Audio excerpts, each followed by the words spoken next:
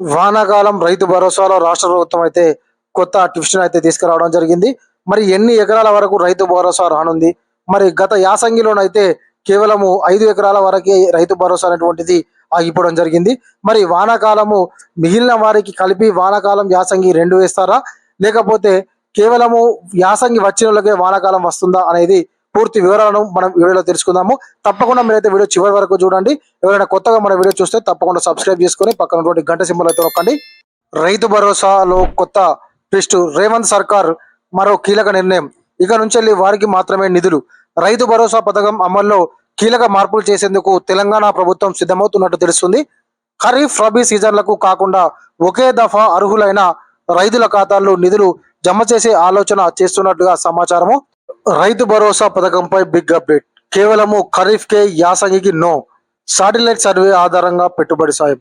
తెలంగాణలో వానాకాలం సాగు పనులు ప్రారంభమయ్యాయి. రైతు భరోసా పథకం నిధుల కోసం అన్నదాతలు ఎదురుచూస్తున్నారు. ఈ క్రమంలో ఈ నెల 30వ తేదీన మదిర నియోజకవర్గంలో జరిగే బహిరంగ సభలో రైతు భరోసా పథకం నిధులను అర్హులైనటువంటి రైతుల ఖాతాల్లో సీఎం రేవంత్ రెడ్డి గారు అయితే మనకు జమ చేయనున్నారు. అయితే రైతు భరోసా నిధులు ఒకే దఫా విడుదలవుతాయా? విడుదల వారీగా విడుదల చేస్తారా? ఎన్ని ఎకరాల వరకు పథకాన్ని అమలు చేస్తారనే అంశంపై రైతుల్లో ఉత్కంఠ నెలకొంది. ఈ క్రమంలో రైతు భరోసా పథకంలో కొత్త నిబంధనలు అమల్లోకి తెచ్చేందుకు అయితే ప్రభుత్వము సిద్ధమవుతున్నట్లుగా సమాచారము. అయితే యాసంగి, వానాకాలం 2 పంటలకు సంబంధించి ఒకేసారి వేస్తారా? లేకపోతే యాసంగి శాటిలైట్ సర్వే ద్వారా ఎవరైతే పంట సాగు చేస్తున్నారో వారికే వేస్తారా అనే దాని మీద క్లారిటీ రావాల్సి ఉంది. రైతు భరోసా నిధుల పంపిణీకి అధికారులు ఏర్పాట్లు చేస్తున్నారు. ఆర్థిక ఇబ్బందులు ఉన్నప్పటికీ రైతులకు అండగా నిలవాలనే ఉద్దేశంతో తెలంగాణ ప్రభుత్వం నిర్ణయించింది. ఈ క్రమంలో దాదాపుగా 9,000 కోట్ల నిధులను సమీకరించినట్లు తెలుస్తుంది. గతంలో విధంగా ఈసారి దశల వారీగా కాకుండా ఒకేసారి నిధులను విడుదల చేసే దిశగా ప్రభుత్వం చర్యలు చేపడుతున్నట్లు తెలుస్తుంది. అయితే అలా వీలైతే అలా పక్షంలో విడతల వారీగా 9 రోజుల్లో అర్హులైన రైతులందరికీ పథకం నిధులు జమ చేసేలా ప్రభుత్వము ప్లాన్ చేస్తుంది. కొత్త పట్టాదార్ పాస్ పుస్తకాలు పొందిన వారితో కలుపుకొని సుమారుగా 73 లక్షల మంది రైతుల ఖాతాల్లో రైతు భరోసా నిధులు జమ చేసేందుకు ప్రభుత్వం ఏర్పాట్లు పూర్తి చేస్తున్నట్లు సమాచారము. అయితే ఇందుకు ఏదైతే యాసంగి రైతు భరోసాకు 9,000 కోట్లు అయ్యాయి. అలాగే వానాకాలం సీజన్ సంబంధించి కూడా రైతు భరోసాకు 9,000 కోట్ల రూపాయలను రాష్ట్ర ప్రభుత్వం సమీకరిస్తుంది. ఈ 9,000 కోట్ల రూపాయలు మొత్తము 73 లక్షల మంది రైతుల ఖాతాలో నేరుగా జమ చేయనున్నారు. కొత్తగా దరఖాస్తు చేసుకున్నటువంటి వారికి కూడా ఈ దఫానైతే రైతు భరోసా వస్తుంది అని చెప్పేసి రాష్ట్ర ప్రభుత్వం అయితే చెప్తుంది. గత యాసంగి సీజన్ లో కేవలము 2 ఎకరాల వరకు మాత్రమే పెట్టుబడి సాయం అందించడంతో రైతుల నుంచి విమర్శలు వెల్లువెత్తాయి. ఈ క్రమంలో ప్రభుత్వం కీలక నిర్ణయం తీసుకునేందుకు సిద్ధమైనట్లు సమాచారం. పథకంలో కొన్ని మార్పులు చేసే అంశాన్ని ప్రభుత్వం పరిశీలిస్తున్నట్టు తెలుస్తుంది. ముఖ్యంగా పెద్ద రైతుల కంటే చిన్న సన్నకారు రైతులకు ప్రాధాన్యం ఇవ్వాలనే అభిప్రాయం వ్యక్తమవుతుంది.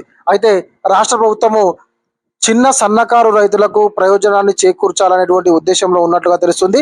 అందులో భాగంగానే మరి గత సీజన్లో యాసంగిలో మరి కేవలము 2 ఎకరాల వరకు ఉన్నటువంటి అన్నదాతలకు ఇవ్వడంలో ఆంతర్యం అదేనా? మరి ఈ వానాకాలం సీజను ఎన్ని ఎకరాల వరకు రైతు భరోసా వస్తుంది అనే దానిపైన అయితే ఇంకా అన్నదాతలకైతే పూర్తి క్లారిటీ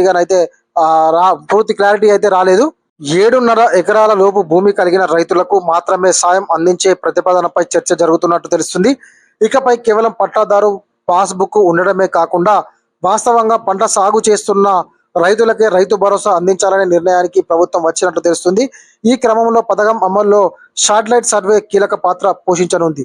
రాష్ట్ర వ్యాప్తంగా పంటల సాగు వివరాలను శాటిలైట్ చిత్రాల ద్వారా సేకరించిన ప్రభుత్వం గ్రామాల వారీగా పంట విస్తీర్ణాన్ని గుర్తించి పైలట్ ప్రాజెక్టుగా నిర్వహించిన సర్వేలో కూడా మంచి ఫలితాలు రావడంతో భవిష్యత్తులో ఇదే విధానాన్ని అమలు చేయాలని నిర్ణయించినట్లుగా తెలుస్తుంది. అయితే రాష్ట్ర ప్రభుత్వం శాటిలైట్ సర్వే ఆధారంగా రైతు భరోసా అమలు చేయాలని చెప్పేసి నిర్ణయం తీసుకునేటువంటి అవకాశం కనిపిస్తుంది.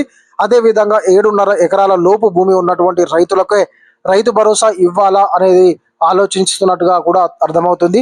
మరి ఏది ఫైనల్ చేస్తుంది ఏంది అనేది ఈ యొక్క 30వ తారీఖు నాడు తెలిసేటువంటి అవకాశం ఉంది. ఎన్ని ఎకరాల వరకు మనకు రైతు భరోసా అందిస్తారు అనే దానిపైన అయితే రాష్ట్ర ప్రభుత్వం ఇంకా స్పష్టమైనటువంటి నిర్ణయాన్ని అయితే చెప్పలేదు. అలాగే ఎన్నికల సమయంలో ఇచ్చినటువంటి హామీ ప్రకారం ఎకరాకు 15,000 పెట్టుబడి సహాయం అందించే అంశంపై ప్రభుత్వ స్థాయిలో చర్చ జరిగినట్లు సమాచారం. కౌలు రైతులకు కూడా భరోసా కల్పించేలా ప్రత్యేక చట్టం తీసుకురావాలనే ప్రతిపాదనలు పరిశీలనలో ఉన్నట్లు తెలుస్తుంది.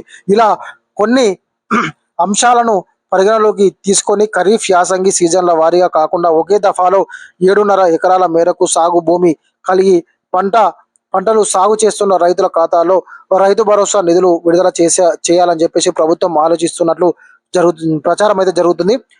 ఇలాగే చేయడం ద్వారా ప్రస్తుతము రైతుల నుంచి ఎదురవుతున్నటువంటి విమర్శలకు చెక్ పెట్టడంతో పాటు రానున్న కాలంలో రైతుల్లో ప్రభుత్వంపై నమ్మకాన్ని మరింత పెంచేలా సర్కారు అయితే అడుగులు వేస్తున్నట్లుగా తెలుస్తుంది. అయితే రాష్ట్ర ప్రభుత్వము అన్నదాతల యొక్క ఏదైతే విమర్శలు ఉన్నాయో వాటిని వాళ్ళకు అనుకూలంగా మలుచుకునే విధంగా అయితే ఆలోచన చేస్తున్నట్టు తెలుస్తుంది. చిన్న సన్నకారు రైతులకు ప్రాధాన్యం ఇస్తూ అదే విధంగా శాటిలైట్ సర్వేను కూడా ఆధారం చేసుకొని ఎవరైతే నిజమైనటువంటి సాగుదారులు ఎవరైతే ఉన్నారో పట్టాదార్ పాస్ పుస్తకం ఉండగానే కాదు, వారు సాగులో కూడా ఉండాలి అని చెప్పేసి రాష్ట్ర ప్రభుత్వం అయితే చెప్తుంది. కాబట్టి పట్టాదార్ పాస్ పుస్తకంతో పాటుగా సాగులో ఉన్నటువంటి వారికి మాత్రమే రైతు భరోసా రానుందా అనేది మనకు తెలియాల్సి ఉంది. ఇది గల మన వీడియో. ఈ వీడియో మీకు నచ్చినట్లయితే తప్పకుండా ఒక లైక్ చేయండి, కామెంట్ చేయండి. ఎవరైనా కొత్తగా మన వీడియో చూస్తున్నట్లయితే తప్పకుండా సబ్స్క్రైబ్ చేసుకొని పక్కనటువంటి గంట సింబల్ నొక్కండి. Thank you.